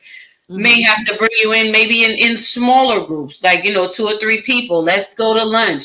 Let me introduce you, but it's important that we create a safe space for the new person coming into our lives, to let them know. And that's what I said. I made sure I was intentional and sincere about making it my business that she was comfortable the very first time. If that meant I had to have a conversation with my family. Now listen. Okay, I don't know what we doing, because I'm the queen of what we not gonna do is. I don't know what we doing, but what we not gonna do, you could do everything else, but we're not gonna do this. Because this is not how we do. This is not how we are, and this is not how we act. So putting it out there, stick it in your pocket if you have to. But, this is not space nor time. And we have to it allows you to learn a person. You wanted to add something else, Tosh? No. I'm listening. So, and I think that is so, it's so important that we create that dynamic of acceptance, because, and we appreciate the fact that the place that we hold in Eric's life, and everybody wants to see him happy, and again, his happiness doesn't rest in me. It's, if his happiness is outside, let him go far and wide into the forest to find his happiness, wherever he needed to. Thankfully he didn't have to go far, but I'm just saying, it's just wherever you needed to go to find it. Because if you care about him the way that you say you had, don't just care about him because he's in a relationship with me. Care about him as a person. And that'll allow you to be accepting of his choices and the person that he brings into his life. Because if she's loving on him, guess what? He's going to show up as the best version of himself. And, and that's really what we want for each other. So thank you for sharing that, that part. So Eric, your turn. What was, if there was, any challenges that you found in this dynamic of our blended family, or what was, if you had any concerns of how this would all pan out? Like, what would this look like? Did you have a major concern, or? I think the major concern for me, it wasn't so much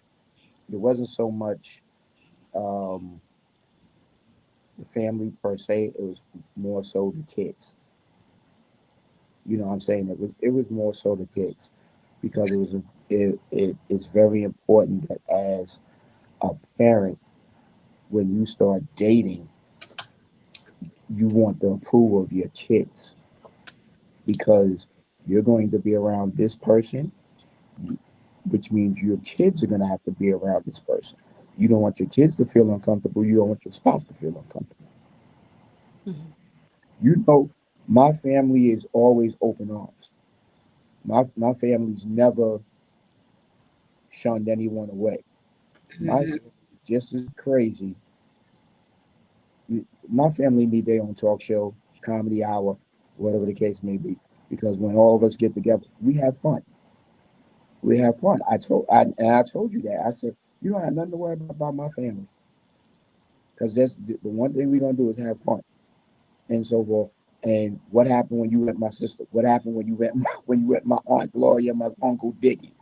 Right. Yeah. When you met Nika? You know what I'm saying? This is what my family does. We welcome people and everything. So that was important to me. When I met her family, she had to give me some rules. What? Thank you. Any She was like, rules? I gotta tell you, um, how you joke around. You can't be like that around my family and so forth. Now, with me, I know how to read a room. I can read a room. I can walk in and read a room. You introduce me to a person, and I listen to how that person greets me, lets me know how I how I'm to respond and talk to that person for the rest of the night and everything. I know who I can joke around with and who I can't joke around with Mhm. and so forth. So I know that if me, say me, pastor, a couple of the fellas, if we were all hanging out and so forth, there's certain things you can say and certain things you can't say. Mhm. And or a lot of times you can just take your armor off and be yourself.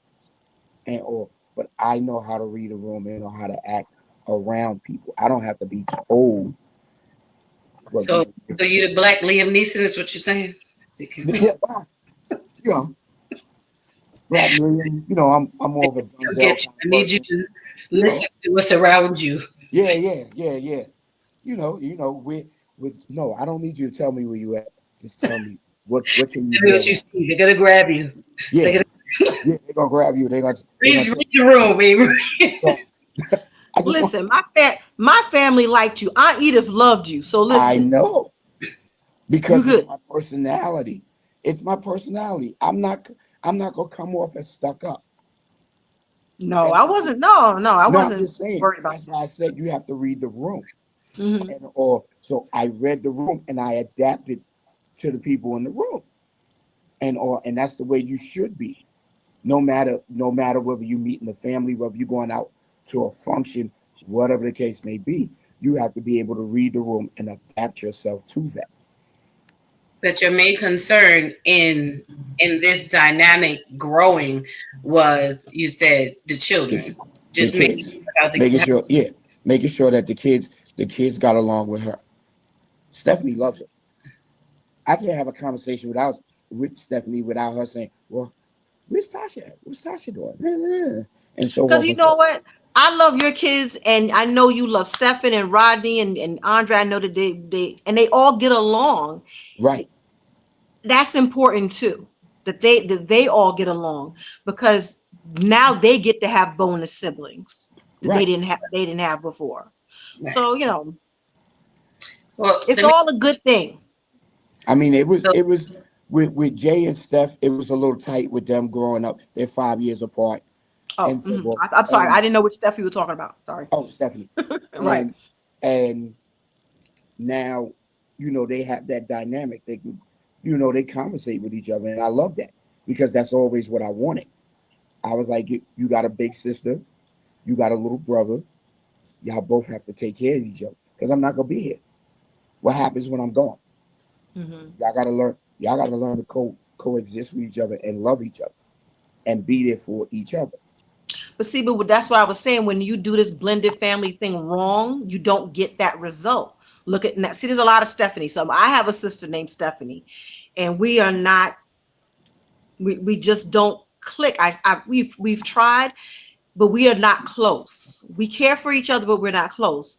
But my brother, who I didn't even meet till I was 21, we love each other to death. And he, like I said, he walked me down. You met him. He walked me down the aisle, and I But didn't even Anthony know has a about different personality than Stephanie. right, right, You know right. what I'm saying? But So his whole personality is different. right, but the way things were done, it kept me and her from being close. And then with him, by the time I found out about him, I was an adult, so I handled it differently. but At 5. You know. that closeness, it's sad, and this is why we have to. Well, Zen just said, I just want to read this comment too. She said, I love your family dynamic. Great conversation. Thank you, Zen. Thank you. We appreciate that. This takes work. And I have to say, it does take work. But it was easy. It was easy work at a certain point. The hardest part of the work, I would say, from my perspective, was not between me and Tasha. It was between me and Eric. It was the choice to not be angry with each other, not to let bitterness or our disappointments, wherever we let each other down, the detachment of our marriage, not to let that be what resides in the room. That was the hardest part of the work. Welcoming Tasha into, once that work was done and he and I were on a good page, and I say this because for those of us who may be going through this or who are in these situations, once you and your former spouse or former partner get on a good page, everything else after that moves much easier.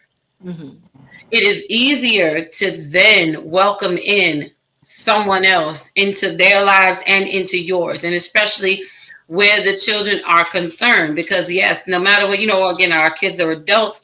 They weren't at the time when when all this dynamic started. And so it was important that we present this united front, and that we make it into something solid. And it took time, but it speaks to, as Tasha was saying, how you as adults handle the situation bleeds down to the children. It causes, that, like you said, you and your sister care for one another, but you don't have that closeness and that bond. And your brother, who you met years later, have a bond that wasn't built through time of closeness. It's right. Just the bond, So this is so much bigger than just us. This is so much bigger than me being in my feelings. Sometimes if you're gonna stay together for the kids, stay together for the kids. And when I say stay together, I don't mean stay in the relationship for the kids. When I say stay together, I mean stay together as a family for your children, so that they can see what a healthy, loving family looks like at the end of the day. It doesn't mean perfection, but it means we're showing them that this is how you walk this thing out. This is how you work it out. We're showing them. I could go pick up Tasha. Hey, girl, what you doing? What you want? We've been to Sip and Paint. We've been to Philly. We've been to Maryland. We've been places. We've done things, just girl thing, and my son doesn't have any issue with that. I laugh now because I remember the first time we were getting together, and Stephen was concerned about us meeting and us getting together, and I don't know, when you were sharing with me, he was concerned because that ain't normal, and you were telling him, no, it's okay, it's fine. I remember that part of the conversation. And when I got to meet Stephen, and I told Tasha, I said, it's okay, I understand. I wasn't offended by his concern for his mother. I said to her, I understand how he feels. And he's right. He should be concerned. I said, but it'll change once he meets me and he sees I'm really sweet and nice, and that's my guy. Well, he was, also, you gotta remember, I came from a divorce myself, and he saw what I had gone through previously, and he didn't want to see me in a situation that was where I came from people were shady to me, and I didn't realize they were shady. So, he definitely didn't want me to connect with you, and you really was someone that was going to stab me in the back later. He didn't want to see me go through that again. Right. So, of course. Yeah. And that's what I mean. That's why it's important, and I'm saying, as the outsider in that case, and in this situation, because the dynamic shifts for me. And so I say this to the person on the outside, where you were once the inside person and now you're the outside person because the person you were with has entered into another relationship, and you're married now. and I'm on the outside, and that's okay. You have to learn how to make those adjustments, and I would be concerned, you can't be offended by everything. I would, somebody else might have been like, oh, what do you mean? Because I'm trying to be nice. And again, how we as people can be, Right. That was never the dynamic, that I wanted to present, which is why I'm like, I get it. And I understand that I was not offended. I was like, I would expect him to be, even if you hadn't experienced that way, I would expect him to be concerned.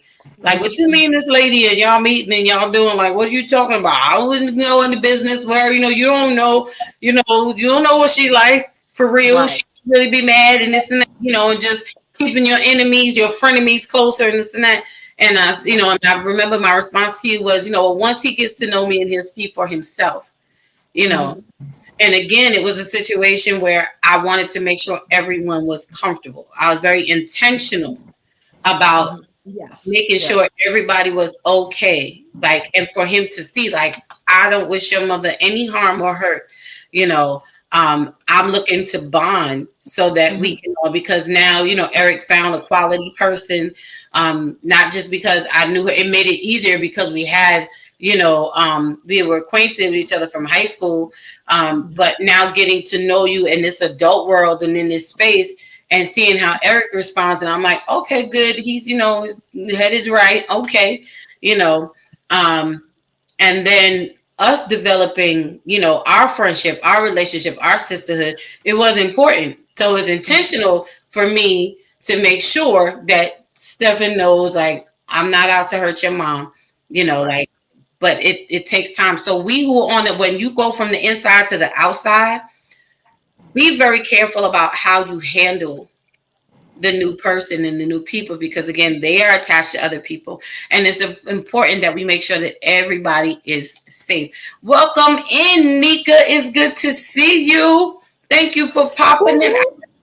Put my glasses on so I can read. She said, my mother used to say, any relationship worth having takes work. The fruit of that labor is love and acceptance. It takes maturity, selflessness, and security. It takes maturity, selflessness, patience, and faith. And it does. And that goes back to, thank you for that, Nika. And that is so true. This is what it takes, people. And it's not all going to happen at the same time. Right. You got to give yourself grace because it is a process. You're going to feel things you did not expect to feel.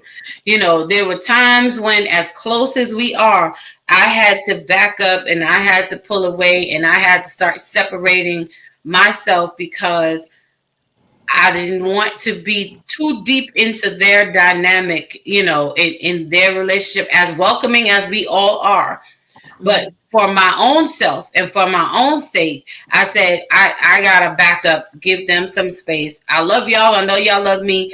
But, sometimes you just have to, you let it breathe and for me, that was the challenge because I feel, because y'all are my family, So knowing boundaries is very important,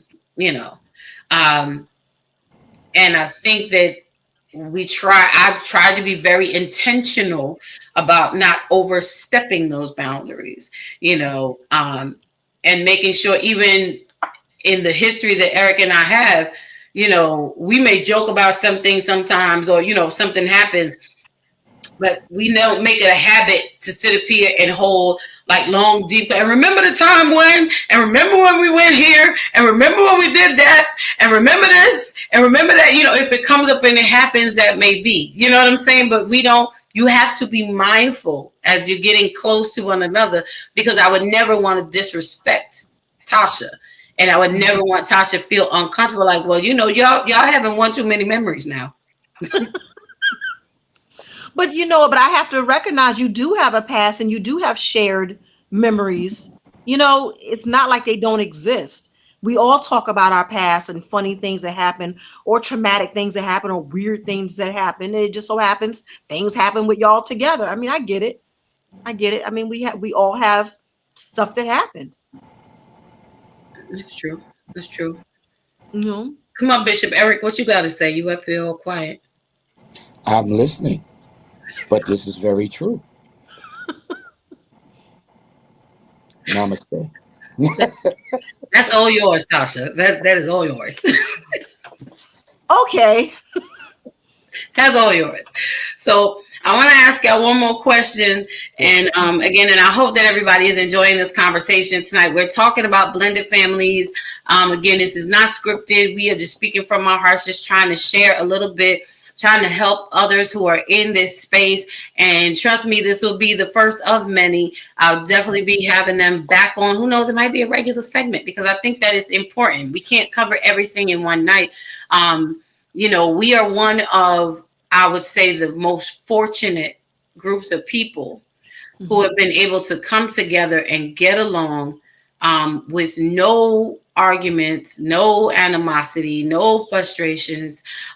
We've been able to have any type of necessary hard conversations that were needed to be had. We operate as a unit, which I appreciate, and we are living proof that it can be done.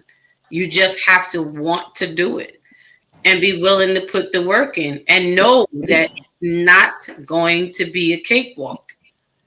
We have not encountered a major challenge in our dynamic yet, but it doesn't mean that we won't.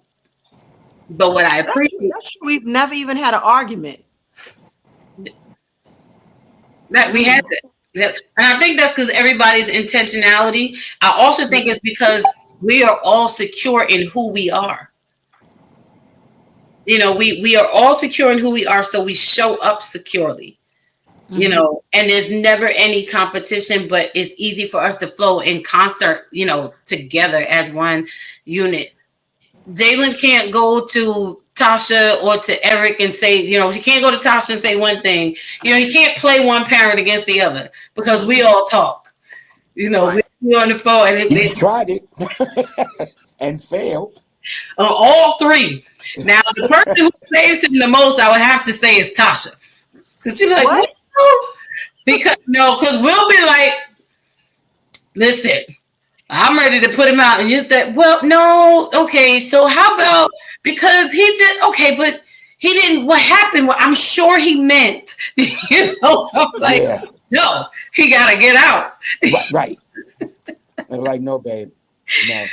You don't it's understand. Like taking a vote. We're gonna vote him off the island. Eric Morris says, "Love the dialogue. Great show. Thank you, E. I appreciate you. We appreciate you."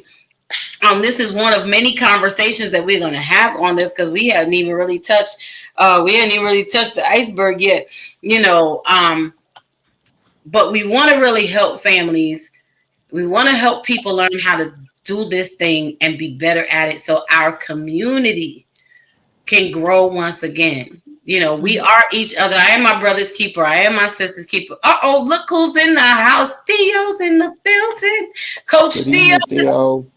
The house on tonight. She says, good evening, beautiful people. So, number one, I want to thank Mr. and Mrs. Swinton, my favorite Black love couple. I want to commend you guys for... Gotta have fun with it. Only on Thursday nights, y'all. Only on Thursday nights. But this is what we do. My fan, I would have been snapping it. Lord Jesus, thank you, God, for no fans tonight. Right, yeah, right. Keep your boots off the ground. Come on. Put your feet up, sir. Put the sneak on. But I want to thank y'all for coming in and for having this conversation with me tonight. And with us, and for sharing, for allowing us to open up our lives and speak honestly and transparently to other people, and taking it one step at a time. So this is definitely a conversation we're going to continue. Got to get you guys, back up here when you have time so that we can continue in this. I really love who you two are individually and who you have become together. I think the most beautiful thing that happened was your wedding. I absolutely was so happy, in my heart, because I loved seeing your love. I loved seeing the two of you so happy and so free, and just flowing together. I love watching our children celebrate, along with you guys. It was such a family moment to see from the outside. I could not have asked for anything more. And just to be in that space, to share that moment with you guys was nothing. We wouldn't have done it without you. Uh, We would not have done it without you. Nope. Come on now. Well, I appreciate that. And that's another thing, y'all right. A lot of people, when they was like, you went to the wedding, I said, I sure did. It was of course not. Who invites their ex to the wedding? I do. Because we do. Because we are friends. There's no, you know what I'm saying? There's no love loss.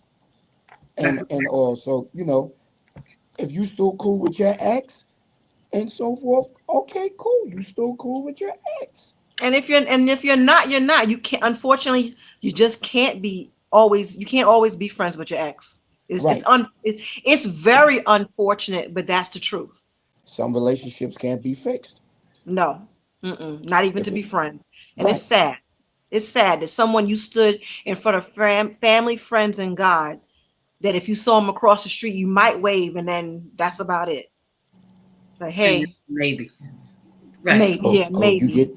You would do that? Because I said maybe. Depends on my mood at the moment. Okay. I said maybe. She said what she said. She said maybe. Right. So I ain't making no promises. I said what I said.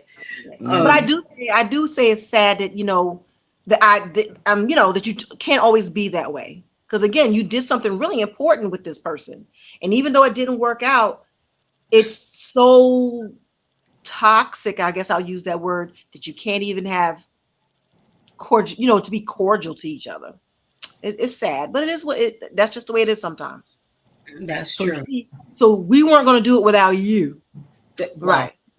I'm glad that y'all didn't. And I'm really, really, I tell you, I'm very blessed and thankful for you guys allowing me into your space, into your dynamic, because again, it doesn't have to be that way. It is not one-sided. And those of you who know me, I have a very deep heart. I'm very sensitive, and I love everyone. I don't play about the people that I love. As much as I like to punch people in the throat, it comes from the passion of my heart, and I really just want to see everybody be better, do better, and just be happy, so being able to be in this dynamic, I'm getting all emotional now, okay, but being able to be in this dynamic with the two of you, I don't take it for granted. I absolutely count it as a blessing, an honor, and a privilege that we get to walk this out together, and that this show tonight is the beginning of something amazing, that the three of us can come together. It lets me know that, what we've been through was not in vain. Mm-hmm. Right. Yes. That we are able to now go back and share with other people that this is how you do it and this is how it can be done. My Auntie Grace says, blended families rock. Thanks for showing us that it can work. Thank you, Auntie. That means everything to us. And we are grateful that we can show that it can work and we're not fighting and arguing, but there is peace and we all love each other, like for real. We get along.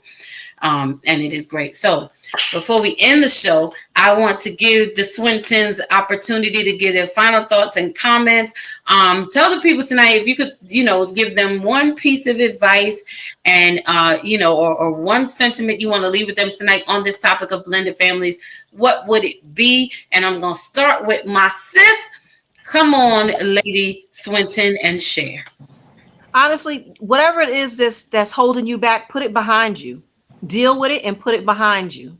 It doesn't need to be in your future. And if whatever it is keeping you from having that success with your spouse, whether it be as a friend, as a family unit, in your job, in your life, in your friendships, whatever it is, deal with it and put it behind you. Because like I said before, there's more days behind you than in front of you.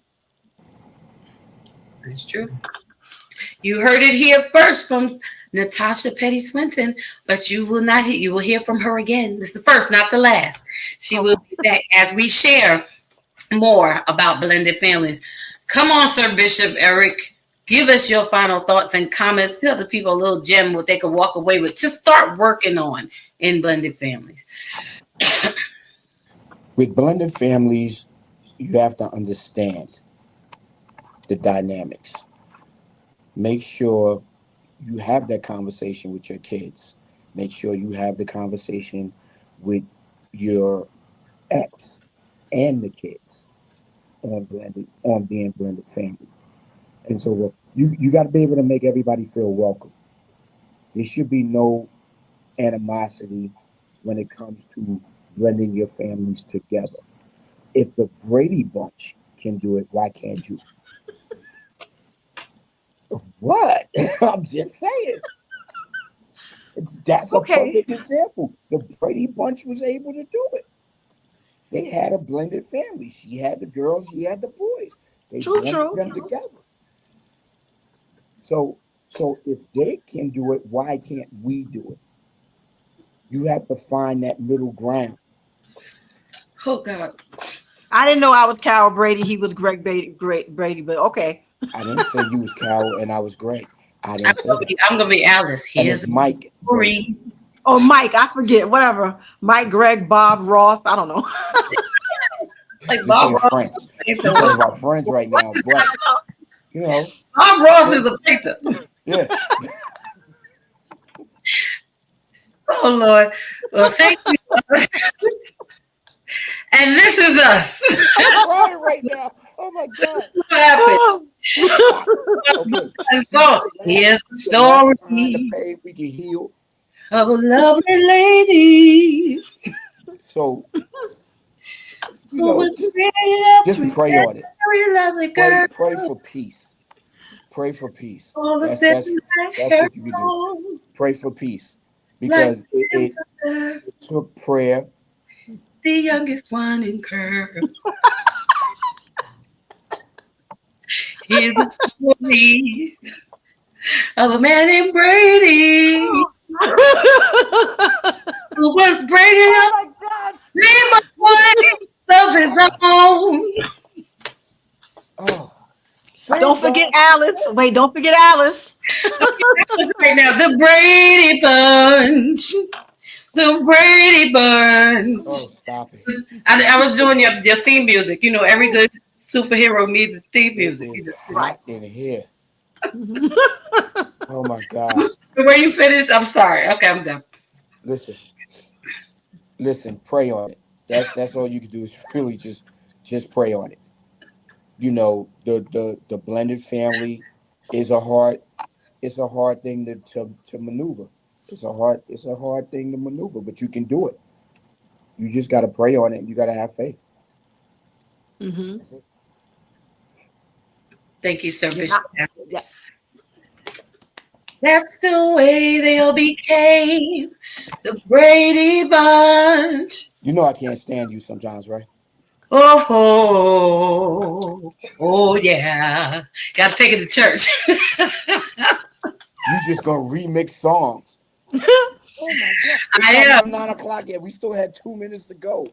We still here. We still okay with that. What you want me to do another push for you? The Brady Bunch.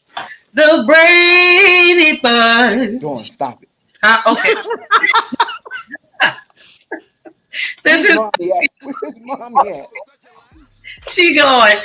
So thank you guys. Thank you guys for tuning in. This is me, Familia.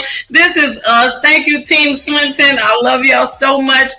Welcome in, everyone. Give it up for Mr. and Mrs. Eric and Tasha Swinton, my fam, his ex and his next.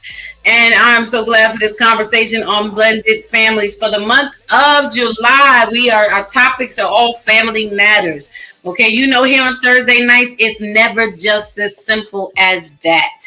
You know, we take it left all the time, and we're going to have them come back and we're going to dig deeper into our conversation. So on this topic, get your questions ready. We will be happy to answer any of them.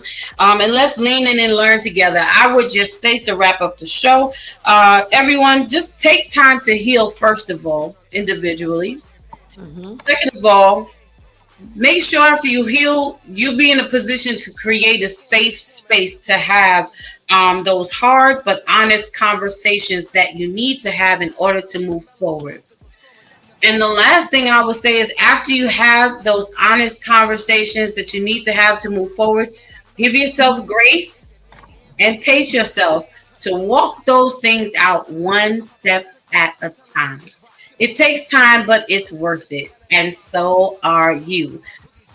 Everything happens for a reason. Nothing in your life is wasted. Take the lesson and move forward. Go ahead and glow on and do the best that you can do with what you have. Don't be afraid to dream again because you can absolutely make your honest dream, your heart's desire and your dream come true. So again, Hmm. thank you everyone for tuning in tonight. We appreciate you here on the Bravo Sheila Network. Please make sure that you hit that thumbs up, that like button on your way out if you didn't do it on the way in. And join me here next Thursday night at 7 p.m. Eastern Standard Time because July is just going to continue to get better as we talk about family values and relationships. So again, thank you everyone. We appreciate you. Did Oops, she she froze. freeze? Yeah, I know Yep, she she froze, frozen. right? Yeah. Okay, y'all. Dawn is No, she'll be frozen. back. Right. She'll figure it out in a second. Oh Lordy. Okay. Oh, She froze. I What up? saw some. I saw some movement. Did you? I thought I did. Don't worry about it. I'm texting her now. You're frozen. I tell you.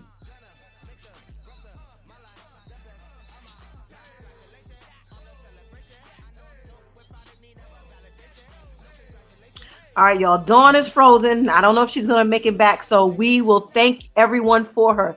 Thank you so much for joining us for this talk. All Yeah, right. she Everybody have actually a good went out. night. She went out and came. She's gonna come back in. Coming back? Okay. I get. Yes, she should be coming back in because she has to close out the live herself. Okay. You'll be able to hear her music when she. Yeah, I can hear it. I can hear it too, but I don't hear it. Hear it.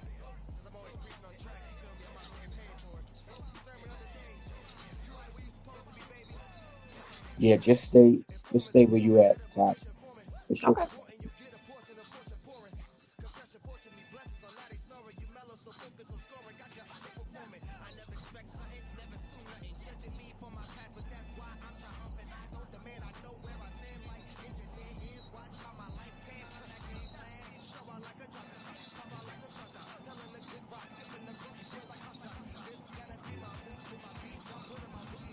I keep telling her I want that song.